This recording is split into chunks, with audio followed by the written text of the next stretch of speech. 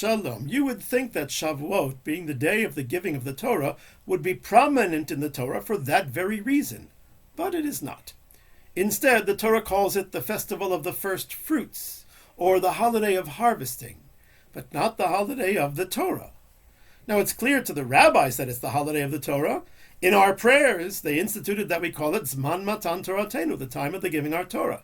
And when you count the days from the exodus from Egypt to the arrival at Mount Sinai to receive the Torah, the end of that period comes exactly on the date when the Torah was given, according to the Torah itself. So why does the Torah give an agricultural theme to the holiday when there is something much more fundamental about it?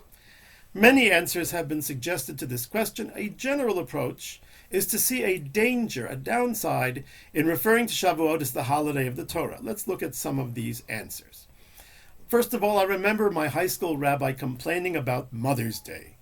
What do you mean Mother's Day, he would ask. According to the Torah, every day is Mother's Day. The obligation to honor one's father and mother is in force 24/7. So it's inappropriate to have one specific Mother's Day. What, the rest of the year is not Mother's Day? Of course not. So we could say the same thing about the Torah, since it is our spiritual life and breath.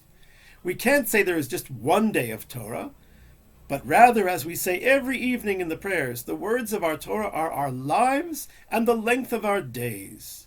And expanding on this approach, one can look at an interesting question raised. Why don't we recite the Shechianu blessing, which comes when a mitzvah that we haven't performed in a long time has returned, like eating matzah on Passover or shaking the lulav on Sukkot? Why don't we recite the Shechianu when we begin counting the Omer? After all, we haven't performed that mitzvah for an entire year either. So Shechianu seems to be very appropriate. But we don't say it. Because the counting of the Omer is not a self-contained unit, unlike those other mitzvot. Shofar and lulav, you're going to do them completely from A to Z on that very day. But the daily count of the Omer doesn't accomplish anything on its own. Today is the first day of the Omer. So what? We're just getting started. We're not there yet. Why say a Shechianu? By the way, I might suggest that we do recite a Shechianu on the counting of the Omer. When? On the holiday of Shavuot, when we have successfully completed that journey. And the same with the holiday itself. When we celebrate Pesach, Passover, we celebrate the Exodus that was concluded on that festival. The Israelites made the sacrifice, they put the blood on the doorposts, they ate the sacrifice, they ate the matzah and the maror, they got up and left Egypt. Finished. Nowadays we commemorate it? Great, Shechianu. But receiving the Torah? We are never finished with that. Every new understanding, every insight that one has in Torah is part of a revelation that never ceases. So Shavuot may be the beginning of the giving of the Torah, but it cannot be contained in one day, just like the counting of the Omer. It is a process, but this one lasts until the end of time. Now, these answers are beautiful and true, but I think they are incomplete. They help us understand why the Torah doesn't connect the holiday to the giving of the Torah overtly. But they don't help us understand why the Torah seems to stress the agricultural angle, the first fruits, the harvesting. Compared to the giving of the Torah, those aren't nearly as impressive, I might think. So let's add some more information. Indeed, elsewhere the Torah does stress the need to remember Mount Sinai. In Deuteronomy chapter 4, Moses exhorts the people to be careful to never forget, quote, the day that you stood before the Lord your God at Mount Sinai. So there is significance to that day. Moses stresses the word day. So why not tack that stress onto Shavuot, which just happens to be that day? The difference is that Moses in Deuteronomy is not talking about the giving of the Torah. He's talking about the experience of the people hearing God speak in his own voice at Mount Sinai, of seeing the heavens open. We must never forget the spiritual heights we achieved on that occasion. That is something else. That's not the day-to-day living and learning of the Torah. But I will say that had the rabbis chosen to name Shavuot the day when we heard God's voice, I wouldn't have had such an objection. But then when I thought about it, I realized the Torah may indeed yes, say this, and may indeed identify Shavuot as the holiday of the Torah, the holiday of the revelation. No, I don't have an alternate text. My text says the same as everybody else's. And no, it's not a new way of translating first fruits or harvest to mean Torah, but rather the number one name the Torah gives to this holiday is, drumroll please, Shavuot. What does that mean? It means weeks. What weeks? Why, the 7 of them that we counted starting on the second day of Passover. Now, the counting of the Omer is more than just a count up to Shavuot.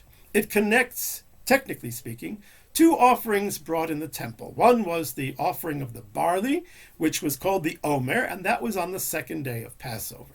That's the beginning of the counting. And it concludes on Shavuot when we would bring the Shtei HaLechem, the 2 breads, which were a sacrifice of loaves baked from wheat. The difference between these 2 sacrifices, barley and bread of wheat, is profound, because barley is the food of animals. When Israel left Egypt, they were little better than animals, having been involved in defiling behavior while there. But then they encountered God at Mount Sinai and accepted the Torah. They became human beings who ate wheat bread, not barley. Thus the sacrifices bookend an amazing process, a process of rising up from being animals to being human beings with great spiritual potential, and that process is captured in the commandment of counting of the Omer.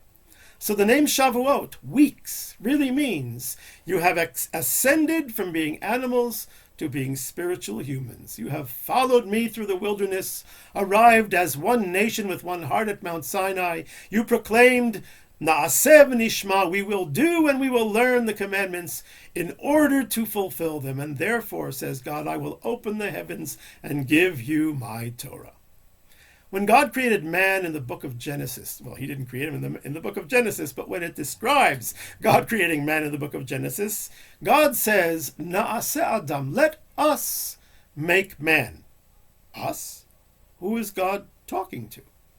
Perhaps we can give it a homiletic explanation. He is talking to us humans. He is saying to us, I gave you everything you need, all the raw materials, your lives, your gifts and talents. But now you need to complete the work by perfecting yourselves spiritually. And when you do that, then you will receive my Torah. God gave us everything when he gave us our freedom on Passover. We then completed that work by counting ourselves up from being animals and by purifying ourselves.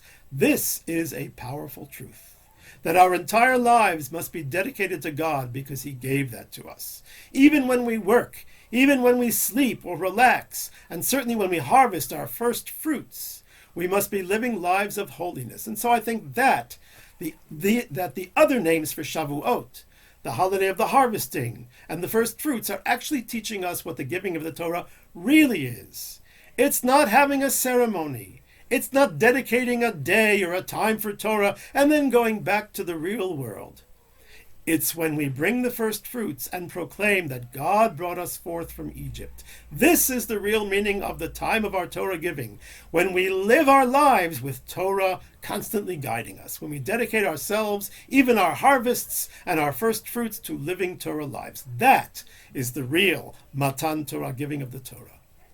My Rosh Yeshiva, when I spent a year in Israel many years ago, commented sardonically about the people who dance on the holiday of Simchat Torah, the rejoicing of the Torah, and they're singing and proclaiming, Ki heim chayenu v'orach yameinu, it's our lives, it's our days, and then they never pick up a book during the rest of the year.